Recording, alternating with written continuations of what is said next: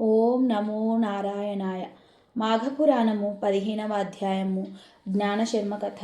మనము నిన్నటి రోజున విప్రదంపతులకు సంతానం లేకపోవడంతో వారు విష్ణువు గురించి ఘోరమైన తపస్సు చేసి సంతాన ప్రాప్తిని పొందారు. ఆ సంతానము 12వ ఏట మరణగండం ఉన్నదని నారదుడు చెప్పడంతో మరలా ఆ విప్రుడు శ్రీహరిని ధ్యానిస్తూ అష్టాక్షరీ మంత్రంతో తపస్సును ఆరంభించాడు అని తెలుసుకున్నాము. ఆ తపస్సును ఆచరించినప్పుడు బ్రాహ్మణునకు శ్రీహరి ప్రత్యక్షమయ్యెను. బ్రాహ్మణుడు శ్రీహరికి నమస్కరించి నిలిచి ఉండెను. అప్పుడు శ్రీహరి, ఓయి, నీవు మరల నా రాకను కోరి తపముని ఆచరించితివి ఎందులకు? నీ మనస్సులోన ఏమి ఉన్నది చెప్పమని అడిగెను. అప్పుడు విప్రుడు, స్వామి, నాకు పుత్రవరమునిచ్చి సంతోషాన్ని కలిగించితివి. నీ మాట ప్రకారము పుత్రుడు కలిగెను. కానీ నారద మహర్షి వచ్చి ఈ బాలుడు 12 సంవత్సరాల తర్వాత మరణించునని చెప్పి వెళ్ళెను. నీవు ఇచ్చిన వరము ఇట్లు అయినది. నా దుఃఖమునకు పోగొట్టుకొన కోరి తపమును ఆచరించి తిని అని శ్రీహరికి విన్నవించెను. అప్పుడు శ్రీహరి, ఓయి, ఉత్తముడైన నీ పుత్రునకు 12వ సంవత్సరమునందు గండము కలుగుటకు కారణములు చెప్పదను వినుము. నీ భార్య పూర్వజన్మమున చేసిన దోషమే ఇప్పుడు ఈ గండమునకు కారణము. పూర్వజన్మమున కూడా మీరిరువురు భార్యాభర్తలే. అప్పటి నీ పేరు జ్ఞానశర్మ. ఈమె అప్పుడును నీ భార్యయే. ఆమె ఉత్తమ శీలము గుణములు కలిగి ఉండినది. ఆమె భర్తయగు జ్ఞానశర్మ ఆమెను మాఘమాస వ్రతమును శ్రద్ధగా చేయమని చెప్పెను. ఆమెయు అట్లే అని అంగీకరించెను. వ్రతాన్ని ఆరంభించెను. మాఘమాస పూర్ణిమయందు వ్రతం ఆచరించి పాయసదానము చేయలేదు. ఆ దోషము వలన నీ భార్య పుత్రవతి కాలేదు. నీవు నిశ్చల భక్తితో మాఘవ్రతమునాచరించినందున ఈ జన్మయందు విష్ణుభక్తి కలిగెను. నేను నీ తపమునకు వరమిచ్చినను గత జన్మలో నీ భార్య మాఘపూర్ణిమ నాడు చేయవలసిన పాయసదానం చేయకపోవుట, భర్త చెప్పినను చేయకపోవుటయును 2 దోషముల వలన 12 సంవత్సరాల తర్వాత గండమున్నదని నారదుడు చెప్పెను. కావున మాఘమాస వ్రతమునందున్న గంగోదక బిందువులతో నీ పుత్రుని తడుపుము. ఇందువలన గండదోషము పోయి నీ పుత్రుడు చిరంజీవియగును. ఓయి, మాఘస్నానము ఆయువును, ఆరోగ్యాన్ని, ఐశ్వర్యాన్ని ఇచ్చును. మాఘస్నానము చేయని వారికి వారి సంతానమునకు ఆపదలు కలుగును.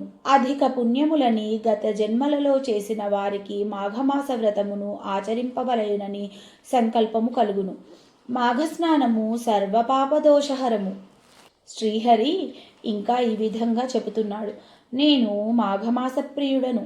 మాఘస్నానం ఆచరించిన వారు దీర్ఘాయువులు, బుద్ధిమంతులు, ఆరోగ్యవంతులు అయి ముక్తిని పొందుదురు. మాఘమాస స్నాన వ్రతము కోరిన కోరికలనిచ్చును.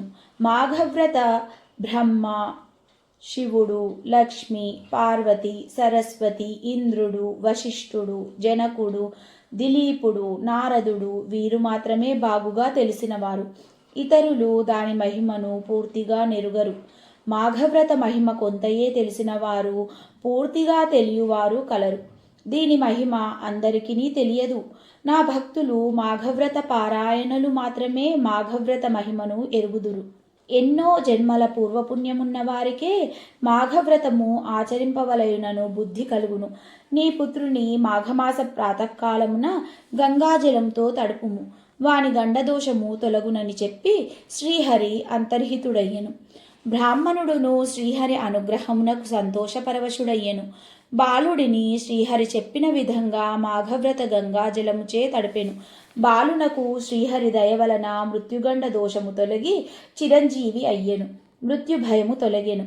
బ్రాహ్మణుడును ఆ బాలునకు 3వ సంవత్సరమున చూడాకర్మను చేసెను.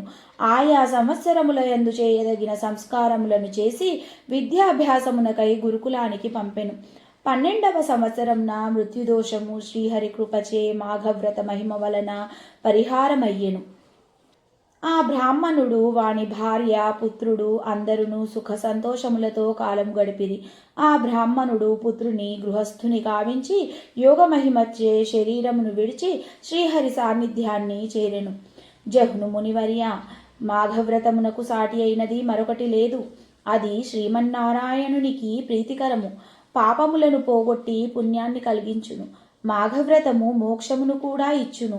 ఈ వ్రతమును అన్ని వర్గముల వారును ఆచరించి ఇహలోక సౌఖ్యములను నిశ్చలమగు హరిభక్తిని పొంది సంసార సముద్రమును తరించి పరలోక సౌఖ్యమును కూడా పొందవచ్చును. ఈ వ్రతము సర్వజన సులభము, సర్వజన సమాచరణీయము అని గృత్నమద మహర్షి జహ్నుమునికి వివరించెను.